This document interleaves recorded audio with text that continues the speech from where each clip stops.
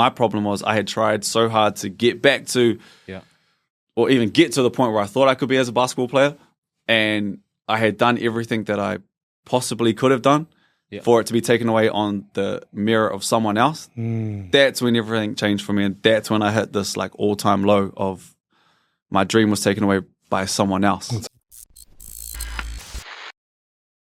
All right, kia ora everyone.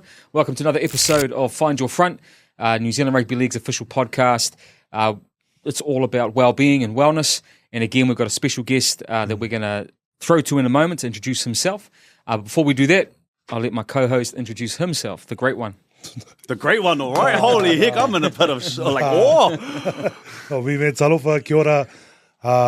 My name is Ali. It's good to be here just to chat and hear the brothers or the sisters' stories about well-being and also how they found their front through their challenges. But yeah, all these stories. And look, you may have heard that sultry voice in the background, that famous radio voice that comes with a handsome face, and that is Brook Ruscoe. Brother, so good to have you on. Welcome. Thank you for making time for us to come and have a bit of a cordial about well-being, but also your journey. So, bro, to start with, like, who is Brook Ruscoe? Where does he come from? Where does he hail from? What's your whakapapa?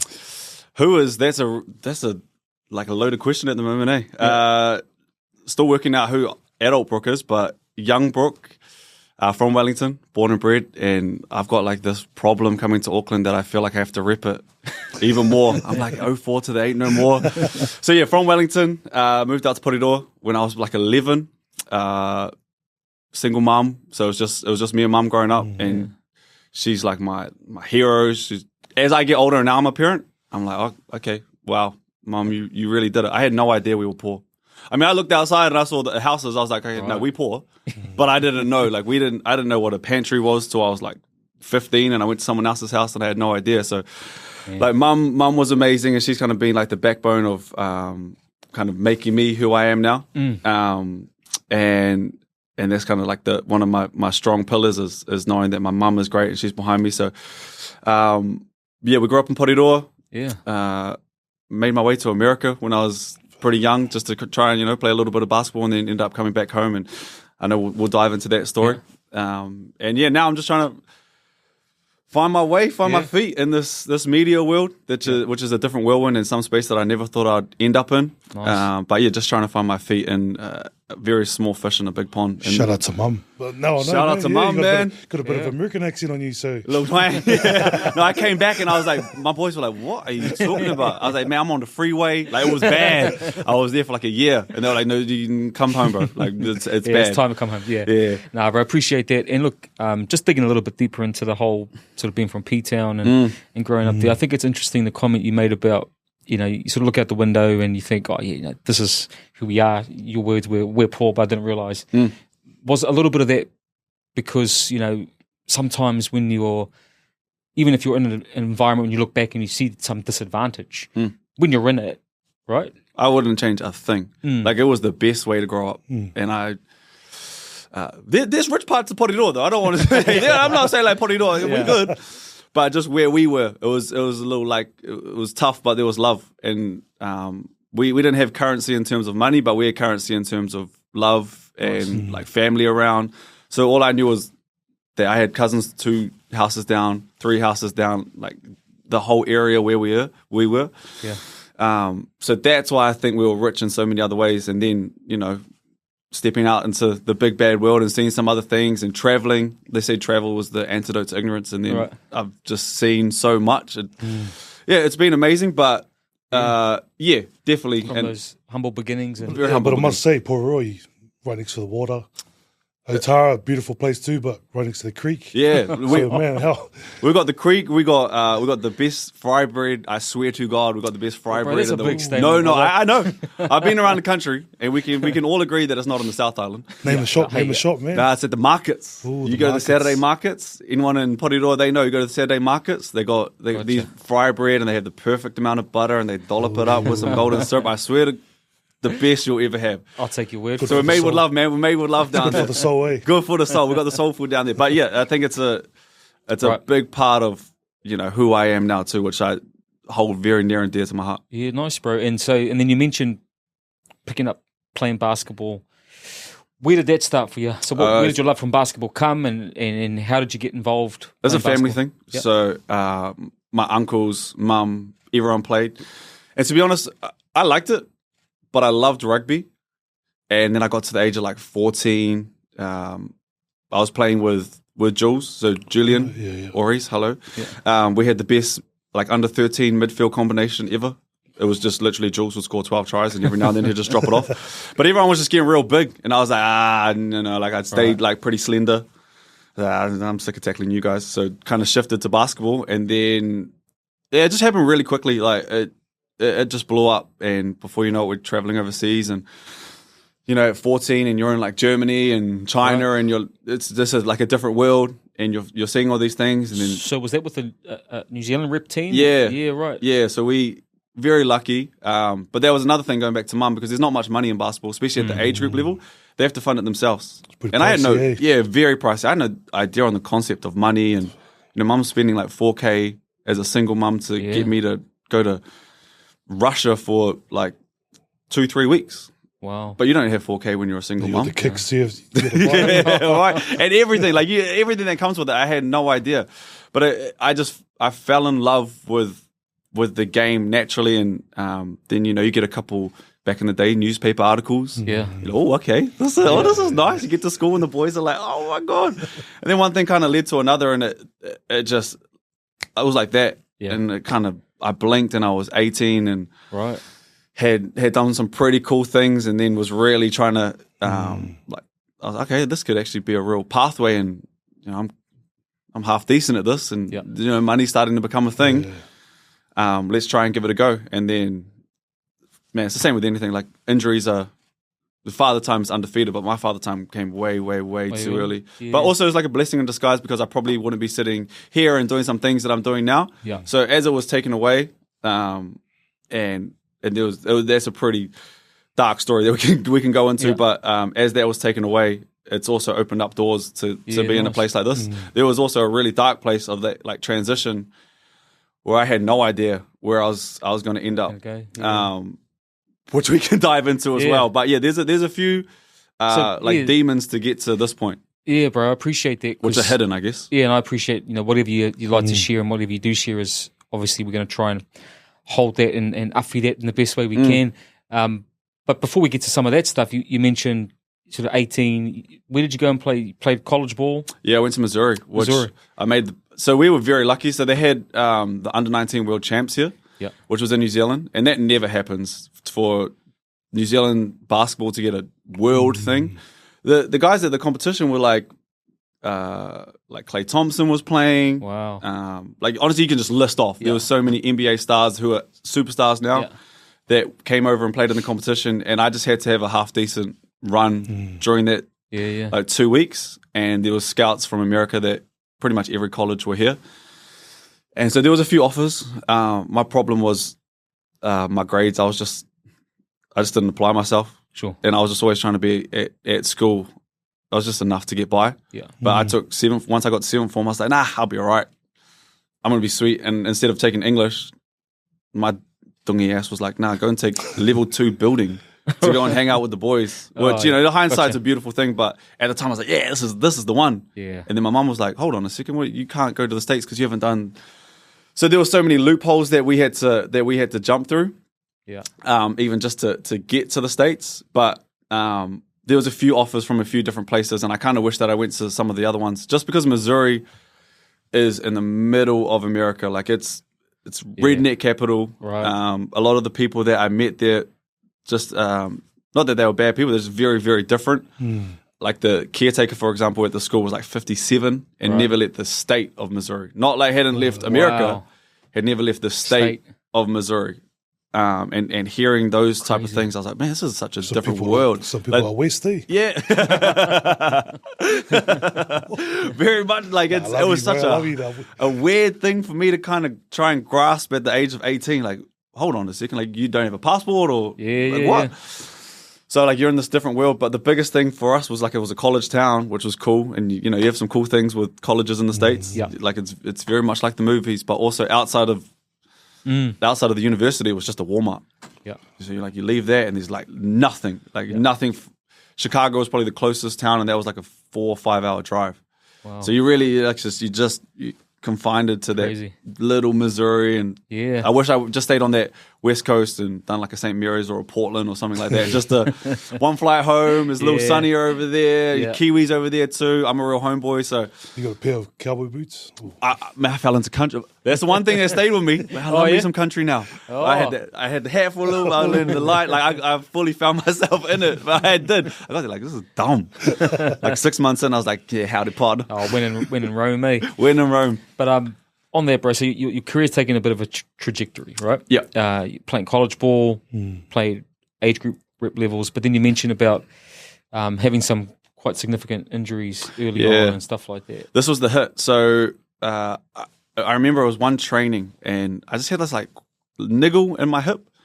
I was like, yeah, it's all right. Like, you just always feel something. It's okay. It's normal. It's preseason. Yeah. Next training come back, it's just like slightly worse. So I go and see the physio. Hey, this is, what's the problem? And he was like, I don't really know. Let's just, they're great in the States. So like, hey, let's go get you an X-ray. Let's do everything we can. Let's make sure.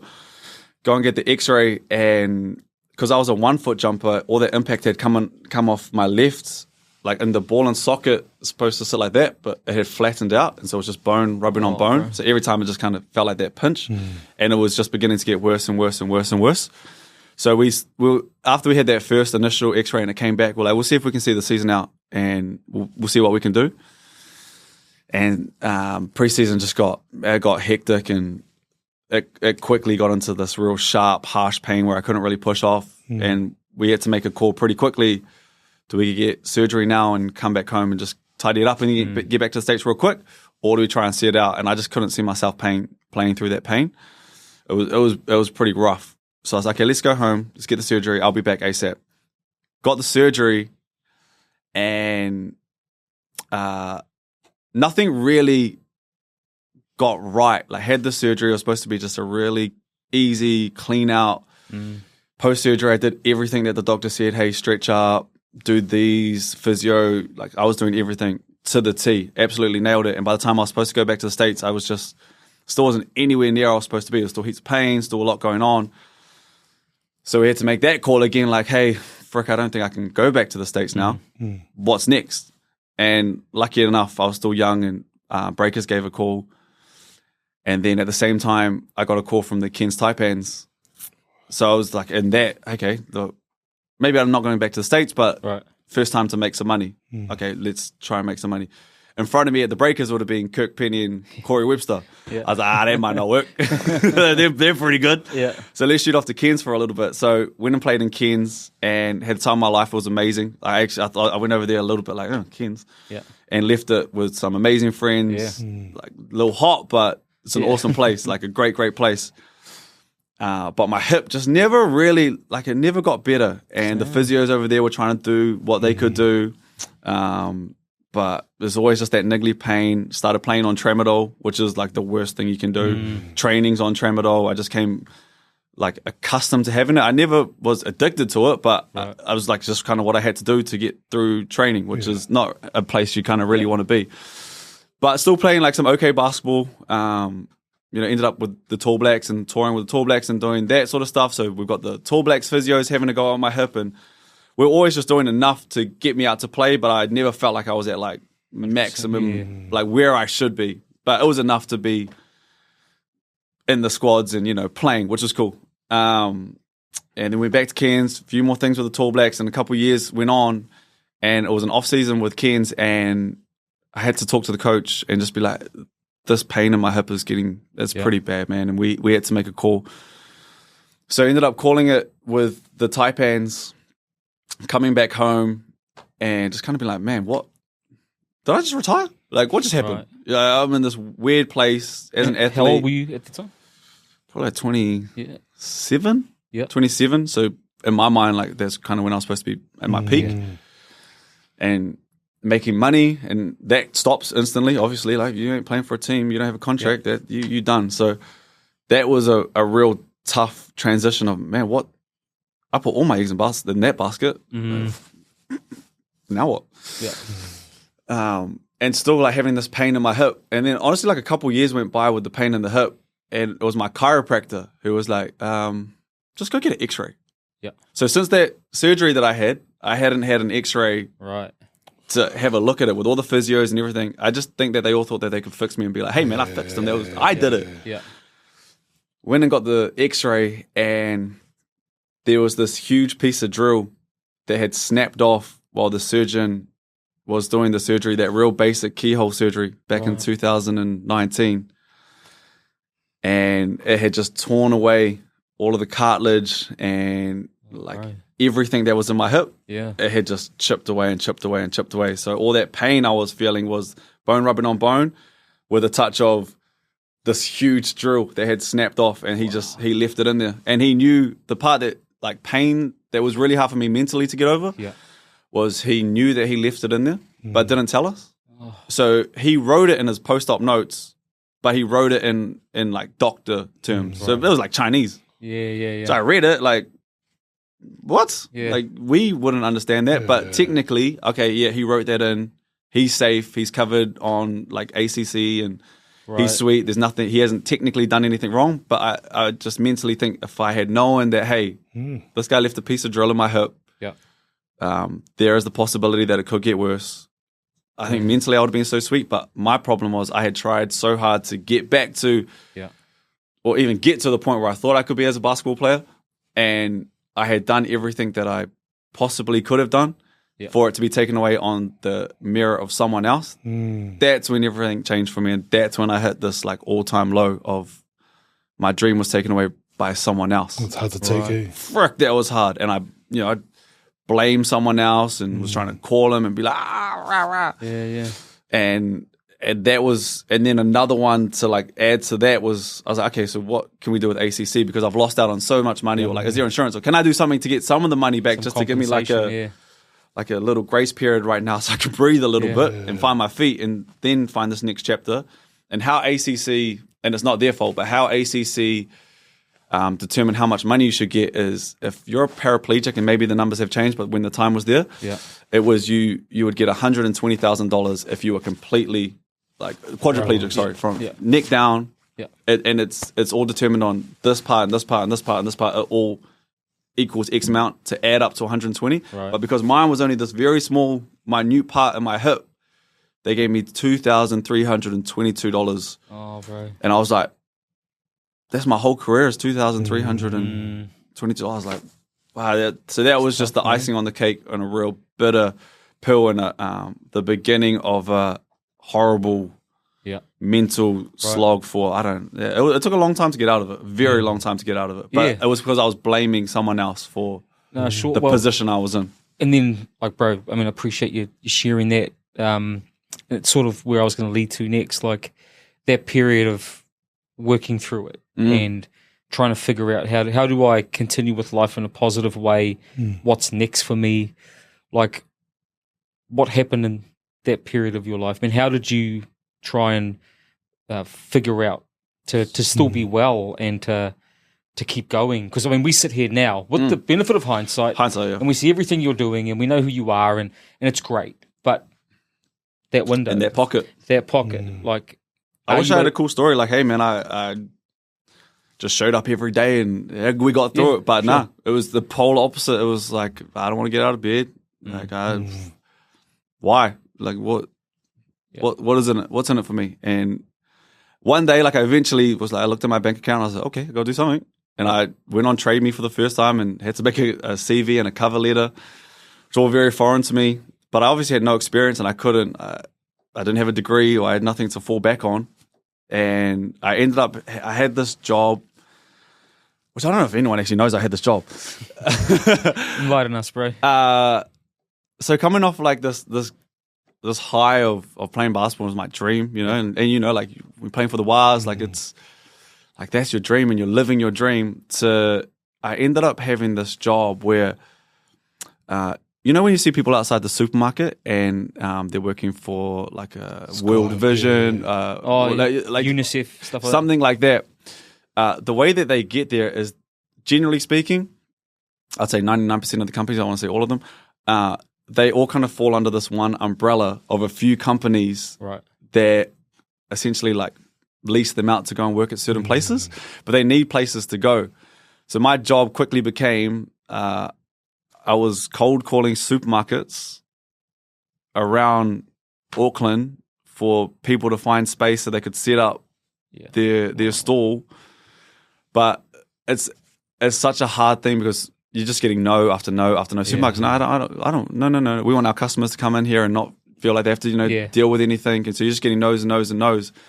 But that was such a hard job for me to have because I wasn't ready for that. Like I was just coming off this big high, and it was the most humbling thing, and it was actually probably the best thing, but it was also the hardest.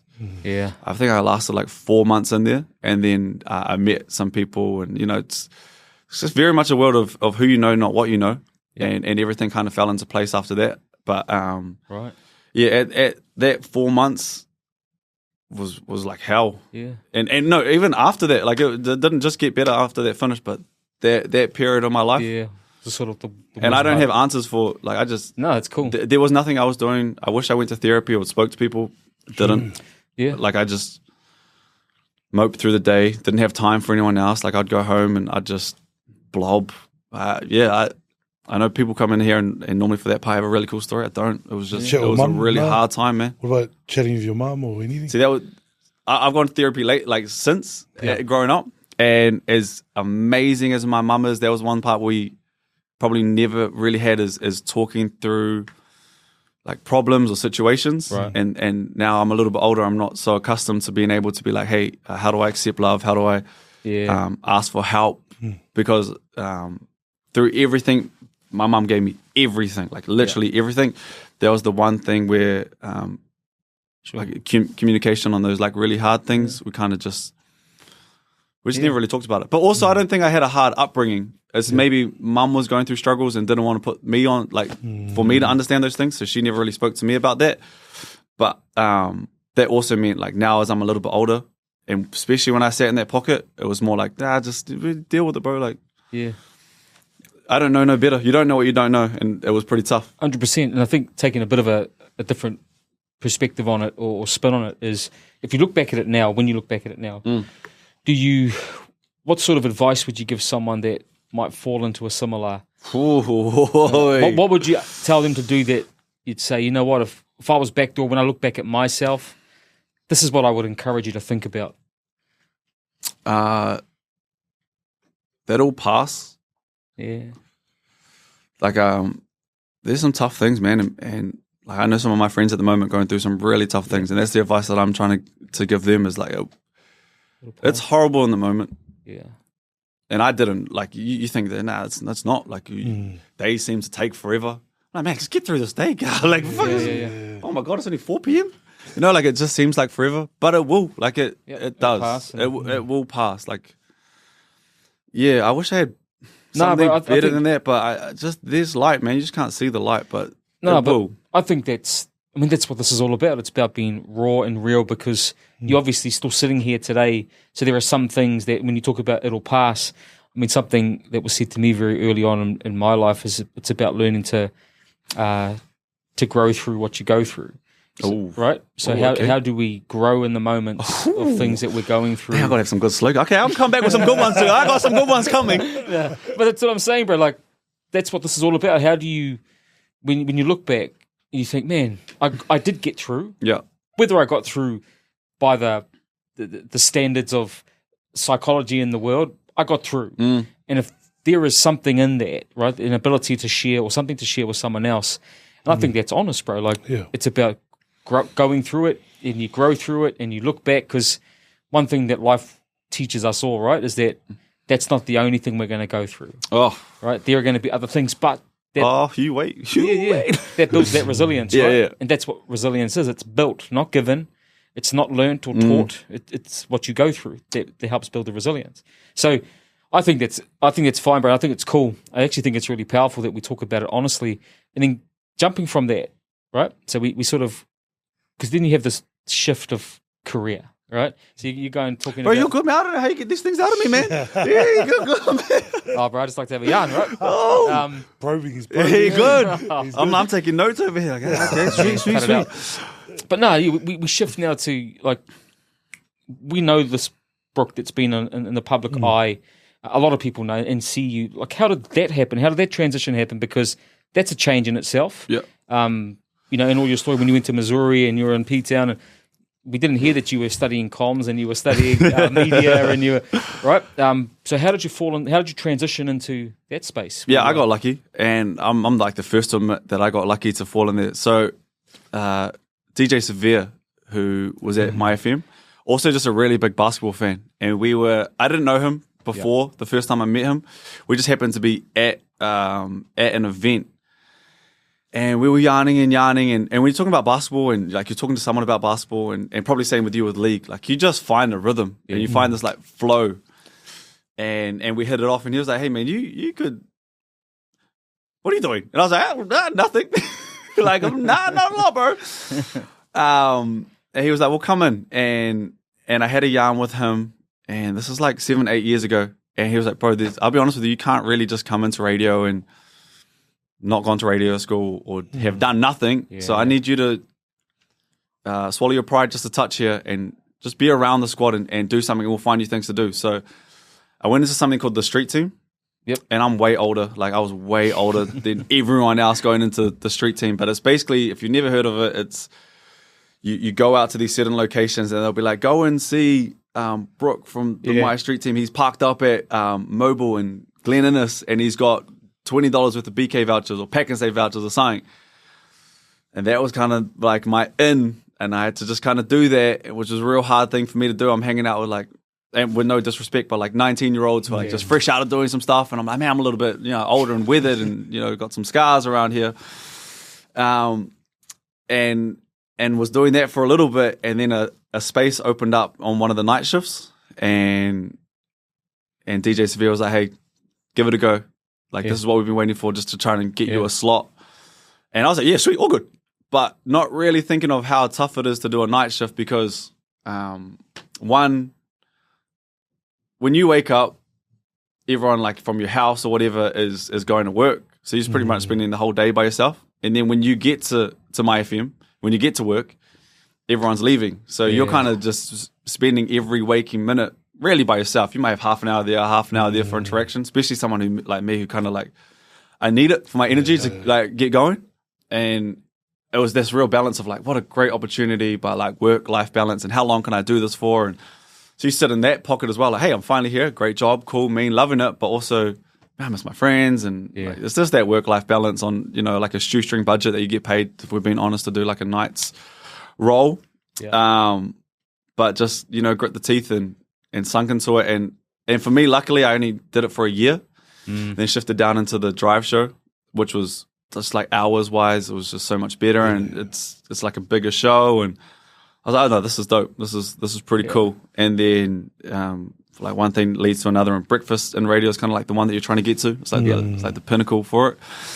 And Nixon Clark, who for me was like a mentor and was the pillar of Mai FM, him and Nate for a long time, and obviously they like kind of moved on. But to have Nixon's kind of support and him to be the one, he was the first person to call me like, "Hey, I'm leaving. No one knows it's happening tomorrow." I was like, what? Like, what? Don't tell me. But he's like, "You're about to get a call. They want you to like come in." Jordan and Tegan knew about it at the time, so it was kind of just like us four that knew about it. But yeah, that was a whirlwind in itself as well, to be like, okay, now we're going down to breakfast. I didn't know if I was ready for it. Right. But Jordan's been one of my closest friends for a long time. I've known Tegan forever. Let's give it a go. And you're kind of just hanging out with your friends, and it took a while for us to find our feet. But once we found it and we got running, and we had this one segment called Safe Space, which even now people will be like, "No questions asked," and I'm like, "What?" Like it's crazy. It was awesome. But once we had like those sort of like little things, and we found our feet, it was the best. And I was like, finally coming to peace with everything that had gone on to get to that point. It was a mission, but we got there in the end. But it's not always smooth sailing, as anyone knows. Like in any corporation, doesn't have to be big or small, where you're working right now. Like if you're listening to this, you might be like, "Hey, I get it. Like it, on paper looks good, but it's not always smooth sailing." And things change, that's with love. 100%. And sort of working in that space in the media, you become even more so into the public eye. And you're doing these shows, and you're getting great feedback for a lot of it, like the safe space, all of that sort of stuff. But with that must come some some scrutiny, right? Or some level of media, because everyone's got an opinion about your opinion. Oh, And everyone's got an opinion about what they see, they hear. Bro, if we can ask, like, how do you deal with that? How does someone continue to go on with their day, with their life, and people can freely say? Because I know athletes therapy, bro. find it too. Yeah, no, I'm being honest. I struggle. So I'm a real people pleaser at heart. Like, I want to walk out of the room and people to be like, he's a nice guy. Like, you don't have to be like, he's the funniest, or but he's like nice, and he's got time of day for everyone. And for me, hearing people be like, oh, no, that's not it. Like, it's hard, man. And I had no idea how I was going to deal with it. And the problem was, sounds cocky, but I didn't know about it till after. Every time I played basketball, I knew that I was damn near going to be the best out there. Yeah. And with that, like, there wasn't too much scrutiny because most nights I was pretty good. And then you get into a realm where I instantly found out the difference between like being like one of the best on the team and then going into a world that I don't know, which is media, and like this microphone becomes your playground. And I'm watching like Tegan and Jordan, for example, who are very, very good. I'm like, okay, well, now is where I'm like hearing it for the first time of like, bring back Nixon and, you know, all of this stuff. Like, it's not the same. And I'll be honest with you, I thought it was going to be a lot more. Right. I kind of went into there being like, oh, we're about to get it. But there was still a bit, and it's tough. But therapy is the great escape once you can actually get there. And I struggle in New Zealand because it's so expensive. People who really need it, it's not that accessible to have. Right.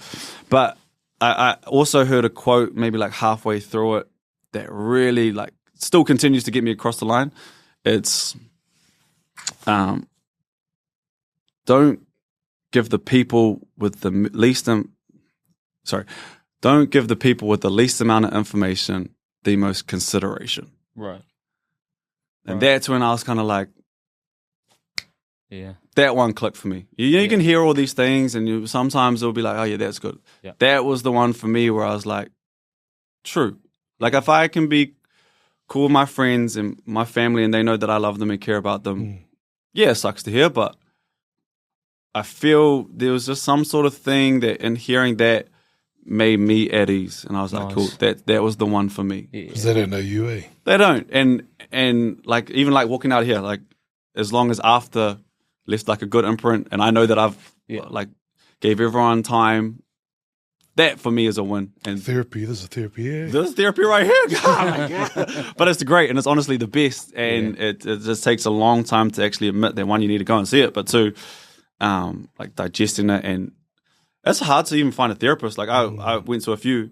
Yeah. I was lying to them. I was like, why am I lying? Like, I want you to think that I'm it's backwards, right? So you even have to get to a point in therapy where you feel comfortable enough to actually tell your truth, which I found myself at the start being like, I'm lying to my therapist. That's counterproductive in itself. And I think, and it's all those things, letting your guard down, building trust with a person, because we sit here because we want to share, but I also don't know how much I should share because I don't know if I trust you enough to hold that. And what are you going to do with my heart when it's in your hands, right? So I think, and that's why a lot of people take a bit of time before we start even opening up, and that's why therapy sessions are not just one-off fixes. It's over a journey, over a period of time. Yeah, I think if we're like being completely honest, that mental health is the most common thing. Yeah, but I can guarantee you, there's not one person that looks in the mirror every single night and truly goes, when they see themselves, I'm perfect. I've got no flaws. Might come across like that, and an image that people sell to us, but there's truly not one person around this world, which is like 7-8 billion people, who can look in the mirror and go, I'm perfect. Yep. Everyone's got those demons and that scar tissue somewhere. Yep. And for us to just know that like mental health is actually the most common thing 100% in the world. Yep. That's probably the one thing that everyone at some point is dealing with. And it's like, it's a hard thing, because if you look too far ahead, that's where anxiety comes from. But if you look too far behind, that's kind of like where depression falls from. So it's like, how do you sit in the pocket of the middle of those two and just enjoy like what's happening right now? Frick. Life, man. It is, right? Yeah. And I think it's being okay sometimes, like. Yeah. I think I know playing in a team sport and I think that's the luxury of playing in a team sport. You have your friends to reach out to. brothers. Yeah, and I think, and that's and being in also a good family. I know you're close with your mum. I think that's massive. But just having that, and you're right. Everyone goes through it, no matter what you go through in life. I think it's just having the courage to reach out, acknowledge it, and also sometimes we have to forgive people to kind of grow too or go get through stuff. Make mistakes. That's like you have. There's. I know we can't swear on this, but like, F up. Like you have to, and learn from it. Like you have to make mistakes, and I am riddled with them, and I haven't learned from half of them. But there's a few in there that I'm like, okay, I'm a great teacher, right? Yeah, like go out there and make mistakes, man. You have to. And I'd imagine the Wild supporters, the best supporters in the world, but there's a lot of noise that comes with it. And if you guys aren't having a great season, and obviously touch before social media, but still you can read headlines and going back, like we're a little older now, but before the Netflixes and everything, everything that everyone watched was 1, 2, or 3. Yeah. So you guys were on the news every day, and the one thing that people would go back and talk to each other at the cooler or at lunchtime was, hey, was. Again, so the noise has always been there. So like you sit in the same boat. I completely understand. Like it's tough, man. You see all the articles at the takeaways. Unwrapping your fish and chips. Hey, that's me, man. 100%. So, couple of quick other questions, bro. That I got all the time, man. Yeah, this is awesome, and I think one of the things I just wanted to touch on real quick is representing New Zealand. Like when you did that, how special was that to be able to Tall Blacks represent the country, whatever age grade that was, but putting that black jersey on, well, the white singlet for Tall Blacks basically. But what was that like for you? What was your experience around that? I still remember my first time under 16s. We played Australia, and that was the first time I ever felt like, okay, put on the black jersey. But it was the anthem. When we sung the anthem, we were in Canberra, and looking directly across us is Australia. I remember at the time it was Matthew Dellavedova, right, yeah. I was like, but to this day, I cried, and I was, what is this? Yeah. But that, in essence, to me was like one of the best feelings I've ever had, and I can't explain it. Yeah, I really can't. I didn't expect it. Didn't think it was going to happen, but it was one of the proudest moments that I've had. And obviously, since then I've had my son, and that, you can't really play around with that. Those are emotions that I couldn't even expect. That was something on a completely different realm. But I still vividly remember the feeling of being 16 in Canberra and shedding a tear when the anthem played, and I just had no idea that was coming. And every single time after that, there was just like this immense level of like proud love that comes for, putting on that black jersey. And I think it's for basketball, it's continuing to grow, but we were so lucky to have that world champs in New Zealand, which I don't know if anyone will ever get to experience that again, to have such a huge event in New Zealand, like basketball wise, it's going to happen for league and rugby and stuff, but basketball wise, we were very fortunate to have that, and for the stars to align for me to be at that age. That's something I'll always remember. It was a privilege every single time. Because, and the reason I talk about that is now we've talked about, you've mentioned about all of your sort of radio career, the transition out of playing basketball, the injury, but then a couple of years ago, I catch up with you, and I'm at the time I'm chaplaining. Oh, that's I'm, right. I'm chaplaining the Bulls team, and I hear that Brook Ruscoe signed for the Huskies, and I'm like, hey. And so Brook Ruscoe comes out on court. It's the first game against the Bulls and the Huskies. It was the first one. And Brook does us dirty, man. He drops heaps of points on us, and he crosses over one of our players, and he stumbles on the ground. But that was sort of... So my point is, like, you come back and you start balling out that season. Yeah. But what led you to come back, bro? Because you'd given it away. You'd gone into radio. You carved out a new career, doing well. But then all of a sudden, I hear the news, Brook's back. Yeah, it was... I went and played, like, a family tournament. It's not basketball, but it was not anything great. It's you with the family, and you're playing with a couple people, and I said, okay. That's right. First game was a bit rough, but after you find your rhythm and you find your flow again, and the coach from the Huskies at the time caught wind, and he was like, hey, what are you doing? And I was like, nah, I'm all right. Like, no, no, it's not happening. Shut it down now. And he was good, man. Kept probing. And he just kept probing and probing. He says, come to a training, man. Come down, hang out with the boys. And I'm fit at the moment. Okay, let's go have a little jam. And before you know it, I was the captain of the team, starting and playing like 35 minutes. And I was like, Aaron, bro, that's not what I signed up for. I was like, we can come off the bench and just, I don't know, try and implant a little bit of wisdom on these young ones. Yeah. And one thing led to another. And that first game kind of really set the table for the whole season. And it went so well. This can't be right. Yeah. Like I was paying through there was pain that was with it. Okay. There was so much pain, but it was so fun just to be back around. And sounds weird, but just to like smell, like you walk into the room, you walk into the stadium, and there's a smell about it. Like, I'm back to playing basketball again. And I'd imagine it's the same when you walk into the sheds downstairs. It's such a weird thing to attach yourself to. But it was like the camaraderie, I forgot how aggressive I was, like subtly on the court. Just little slight digs. But there's that competitive side that comes out of you. And the enjoyment that brings Like, I'll be like to some young and it's like, hey, you were cold, bro. This guy was icy, man. He just... The retreat next to Renda. Yeah, but I had missed it. And it was like, it was such a... I don't even... I have the word for it, but I just felt at home. Like, I felt... Right. Was it somewhat closure for you? Yeah, like a little bit. I had no idea how the season was going to play out. Like, I was like, it's not going to end well. Like, this can't be good. But yeah, closure might be a real nice way to put it. And it also, I was close to playing again the next year. So I played the 1 year. That's what I was just going to ask, because we had a conversation about it. And it was like, man, should we, we're tossing up whether I should, but then some other opportunities. Yeah, well, I had a baby. That was like, that's a big one.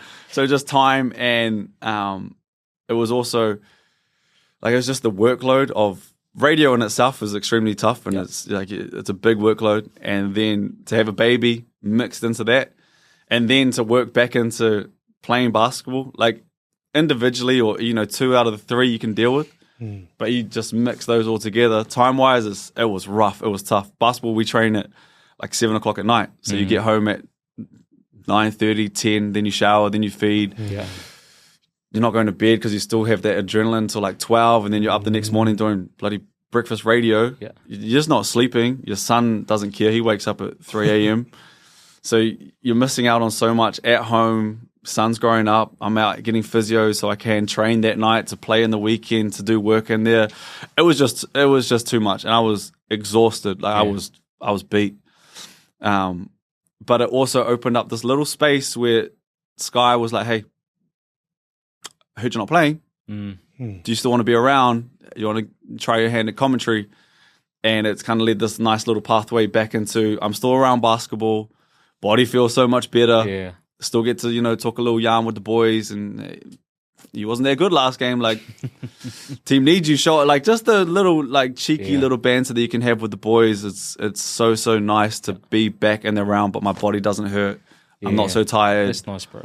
Feel like I'm just walking just a little bit lighter, and it's all kind of, it's fallen into this real nice space. Real nice place. And I think just as we sit here and talk, hearing your story about how you sort of felt like it was taken away, out of your hands a bit. In some ways, it's a nice, almost full circle that it's come about some sort of closure on your terms, right? So you got to play and you got to finish on your terms. Yeah. And be okay. Just see if I still got it. Yeah. Yeah. Didn't think I did, but something's back there. It was okay. It was better than we called. And you're right. I think Dane Brooks knows you did. Yeah. But it was, you're right. It was a closure that I didn't know I needed, but I'm so glad that I've got now. Yeah. Just to close that chapter. I'm not trying to put pressure on my boy or anything, but if he come through and play, I'm like, yes, my boy. But bro, it awesome. is nice closure, and I'm still around it, so it's great. No, it's cool. And I've only got 2 more sort of real questions to ask or things to talk about. The first one is your connection to the game now. So, I mean, I obviously know you got a pretty special friendship and connection here at the Warriors, right? Yep. But what is your connection to rugby league, to the Warriors? Like, 95, baby. Yeah. They won. Come on. No, I can genuinely say, this is going to sound so nice. I've only supported one squad. Yep. Benji were pretty good. He tugged me over there for a little bit. Yeah.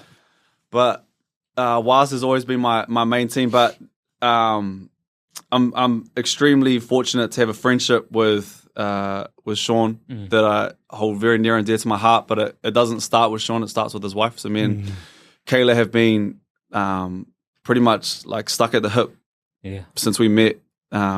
She's one of my closest friends. She's like biggest pain in my ass, but she's amazing. And me and Sean are very similar. I'm born on the 2nd, he's born on the 9th. Like we're so close in age. I was never really with the star signs, you know, like right, yeah. Oh, yeah, that's, okay, whatever. But some of it's like kind of like, okay, this might be true. And me and Sean are extremely like similar in terms of, I think he's similar, you know, like he's one person that he probably wouldn't say it out loud, but he wants everyone to love him. You know, he's genuinely like one of the nicest people that I know. He's a great father. So he's my like connection now to the Waz, and so cool to be back at Mount Smart, which is just right here. And I watch the game obviously, but I watch like certain things differently. And Sean being one of my friends, like I watch Sean. So when he runs out and to see him smile and see 23,000 people out there, like massive, I feel good about it. Yeah. And to see him smiling, and I know what he's been through. I know. Yeah. And to see him, that's full circle to be where he is now. And I'm lucky enough we have a podcast too, and we got Shawnee on a couple of weeks ago, and I know his story, but it's cool for him to tell it. Yeah, sure. And for him to put it out there just a touch more. And he's been through it, but he's playing his best rugby. I can't say that I know rugby league, but when he explains it to me, I'm like, oh, okay, you're playing your best league. Yeah. But he was like, hey man, this year, like I'm synonymous with highlights, and that's how people determine if I was having a good game. Yeah. He's like, bro, I haven't run the length of the field once this year. And people were saying I'm back. Yeah. He's like, nah, but I understand our shape. Shape? I know shape. Yeah, come on. But he's like, I understand our shape. I understand my role. Yeah. I'm happy. Like I'm playing happy rugby. Yeah, it's cool. And I think it's reflecting on the field. So people were saying, hey, I'm back. I don't know if I'm necessarily back, but he's playing the best that he feels good within himself, and that makes me feel pretty good. And obviously, like he's at his birthdays, you meet a whole bunch of people, and so I'm like connected. Some of them like Jazz and him. Come on, bro. Jazz, I love you, bro. But and then even having like Roger coming back and having yarns to Roger about him coming back, and I'll leave him to tell his story when he comes back. But it's been pretty cool behind closed doors to hear how excited he is, and the challenge now that he has to come back and find his feet in this, and what he's done, and how can he get back to that and add to what Webster and the team is doing. Sure. He's very humbling. Rogers is, and you guys would know a million times better than me, but he's very humbling and inspirational to talk to and be around. So I'm excited for him to come back and tell his story too. I feel blessed to have heard it. Sean's trainer too, man, bro. Yeah, come on. He looks how he looks because of me. Oh, you had it. He's looking good though. I was like, hey, put your top on, bro. Yeah, we got a top on. Should have seen him at media day, man. Media day, he was, Well, we get it. We get it. Yeah, okay, cool. Good, man. Hey, bro, last question is, the show's called Find Your Front, and it's all about how we keep ourselves, simple things. Could be simple things. What do we do to keep ourselves well? And all that we've been through and all that we will go through, there are some things that you might do right now that just help, that you find helpful for you. They could be your release, they could be your top up, they could be quotes, mantras, whatever it is that you find helpful for you. People. For Brook. What's mine? What's yours? My son is a given, I think, as a parent. You just there's a space in your kids that he just looks at me as like, oh, dad's home. And I can't put a price on him like running once I open the door to like come and give me a hug. Or when I drop him off at school and he waves goodbye, like I can't put a price on that. That makes, but not everyone is also a parent and is lucky enough. But that's like I've found solitude in knowing that I think I'm a good dad, and the only way I'll really be able to tell is when he's older and being like, he was all smack, he wasn't, or he was a good dad. Sure. I won't tell, but I think I'm doing well in that, and that finds peace. But also, like weirdly, this like in this very moment, I self-diagnosed myself with ADHD like 2 years ago. Right. I was like, I got it. I got it. But eventually I was like, okay, I got to go and see my. I was like, okay, well, actually, what do I do? Like, let me go online and Auntie Google first of all and be like, okay, what's some of the symptoms? And then I looked at it and I was like, okay, no, I definitely got it. Yeah. So I went and saw my GP, and it's been an interesting experience to get to like this point where I am now. So I went and saw my GP at the start of the year, and she was like, okay, no, you got it. You need to go and see someone, and you get referred. She was like, I can get you in pretty quickly. This was in Jan. She was like, I can get you on July 4th. I was like, quick, huh? It's like 7 months away. Like, huh? This is not going to work. She's like, it's pretty tough to get on the list. And I was like, okay, well, you got to do what you got to do. Put me on there. And when it gets to July 4th, cool. We'll deal with it then. Yeah. Somehow got bumped up. I got a random call and they were like, one spot's opened up. We can see you in a couple of weeks. Does that work for you? 100%. Absolutely. Yeah. So 2 weeks ago, I had this appointment, I guess. It's online with a psychiatrist. And I've always struggled. If you ever listen to Mai or the morning shift, you'd be like, what is he saying? He just goes on these tangents, and even today. But I've always struggled to explain how I'm feeling, especially with like the feeling of ADHD.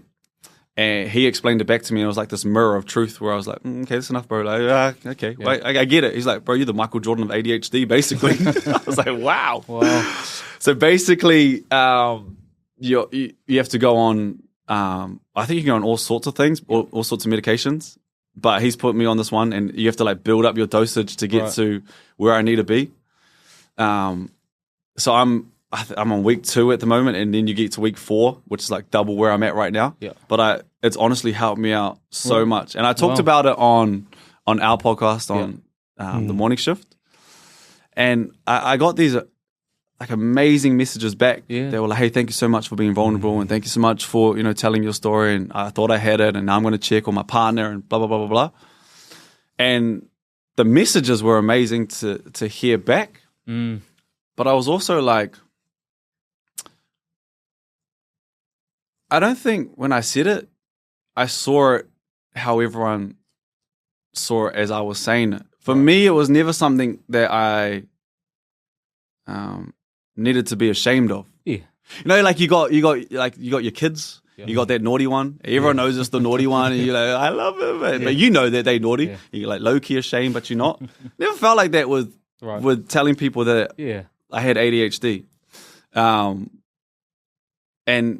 And that's been a part where I'm like, well, why was it okay? Or why did I not feel like it was something that I needed to be ashamed of?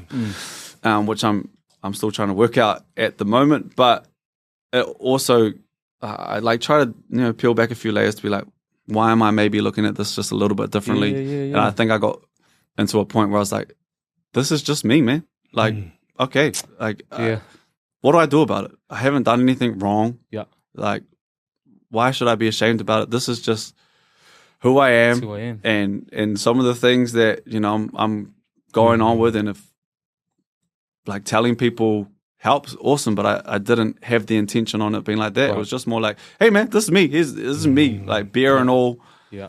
And it has helped me, man. It's mellowed me out. It's awesome, bro. Like so much. I feel like a little bit more present. Yeah. It's just I'm locked into conversations. Like a lot of the times I might be doing something like this, lights on, no one was home. Yeah. I'd just be going on tangents to be like, frick, what was that question again? Yeah, right. So I can get back to the question. What was the question? I'm just like rambling to get back there. So I think powerful. That was a really nice thing for me to have internally, or just by myself, to be like, this is me. Like, okay, my friends know that I love them. Yeah. My friends are like, they got my back. That's what matters to me. And it's been a weird like 2 weeks to try and work out why I wasn't ashamed about it. But it's been a nice place to reflect and be like, okay. And then hopefully that is more my message. If there's any message out of it now, is like, just, man, be you. Like we said before, no one looks in the mirror and goes home and is like, I'm perfect. Yeah. I shouldn't. Yeah. It's just have a space to be yourself. And I'm only like 5% there.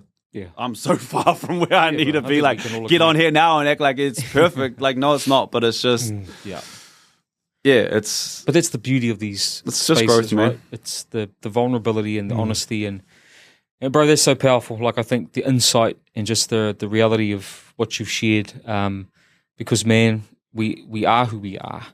And I think, because as you were saying it, that's what I was sort of going through my head. Like, well, maybe some of the reason that you're okay with it is that you were never not okay with it. That it's just who you are, right? I never looked at it like, yeah, it's just part of who you are, and we want people to love us for every part of us, including some of the flaws, right? And that's the greatest ones that love us the most too. So, bro, that's powerful. Ali, any final thoughts or? Nah, just touched by your story. Thanks for coming on, man.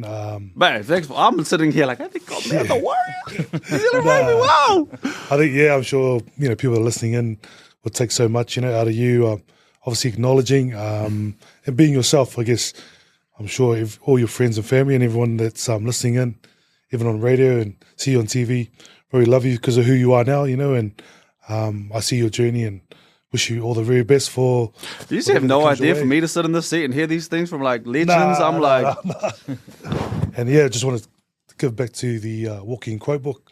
Good, eh? Good, eh? So good, man. You just spoiled a moment, bro. You got to know when to read it, brother. Nah, that's awesome, Ali. I appreciate that, bro. Any final thoughts, final words from you before I close us off? Nah, man. Thank you for. It's a real powerful place to sit in. It's a scary, daunting thing to be able to come in here and sit on the couch, but you need people that you feel safe with, and maybe if it wasn't you who reached out, I might have been come up with some excuse. I appreciate that, bro. Yeah. But I also I'm from Wellington, so I love Artie. Artie's my go-to. Yeah. In terms of just he's open and he's a blank canvas. I get it, you're the man, so everyone loves Artie. Yeah. But he also he gives you a space to feel comfortable, and it's people like him who I look up to. And even my mum said the other day, success is determined in so many different ways. And I was like, Mum, okay, you're going to hit me with these truths. But some people, success for them is money, and other people, success at that point in time. There's going to be so many variables, but, they're chasing love, and that to them is success. And other people, you think about someone who's sick at the moment, and their success is probably time. Yeah. I want to spend time with my family or whatever it is. So just try and find your different ways of, what's success to you? Yeah. Be yourself, and everything I'm saying, you got to take it with a grain of salt, because I'm the first person to understand that it is way harder than it sounds. It's so much harder than it sounds. Yeah. But if you find the thing that you're passionate about, it makes it way easier. Yeah. 100%. And I think have a smile, man. Yeah. I think your courage, bro, and your willingness to be honest has been powerful. So thank you, Brook. Appreciate your time, bro, and always appreciate the interactions that we do have and the time to catch up. And when I see you courtside, bro, I've always got you with that snap. Bro, you got some nice ones. You get them angles and the filter's good. I'm like, oh, shit. Oh, man, I always say I just capture what's naturally there, bro. So it's all on you. It's all on you. It's too smooth. We got sound bites for days, man. It's too smooth. Hey, before we get into me, let's just say thank you to everyone that's watching. That I hope that you took something from this. And again, my name's Cliff Thompson. We're New Zealand Rugby League. Hopefully, some way this has helped you find your front. Find your front. Yeah, the was. Come on, baby.